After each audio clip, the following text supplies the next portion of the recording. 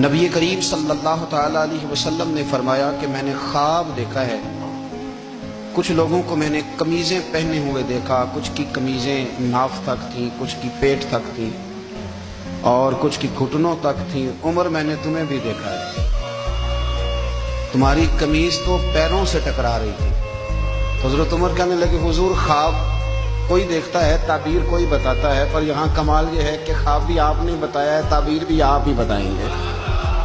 حضور پھر بتا دیں اس خواب کی تعبیر کیا ہے؟ تو حضور نے فرمایا تعبیر یہ ہے کہ کسی کا دین ناف تک، کسی کا گھٹنوں تک، کسی کا پیٹ تک، اور عمر تو سارا ہی دین میں لپٹا ہوا ہے، تو سارا ہی دیندار ہے، سارا ہی۔ حضرت عمر فاروق رضی اللہ تعالیٰ عنہ آئیڈیل ہیں، ایک ہیرو ہیں، ان کی زندگی کے درجنوں پہلو ہیں۔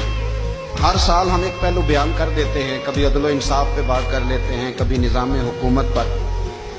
ان کی زندگی کا ایک پہلو آج بھی ہماری گفتگو کا عنوان رہے گا، پر حضرت عمر کا مرتبہ اور مقام یہ ہے کہ نبی کریم علیہ السلام نے فرمایا کہ جبریل امین 950 سال میرے عمر کی شان بیان کریں تو عمر کی شان ختم نہیں ہوتی۔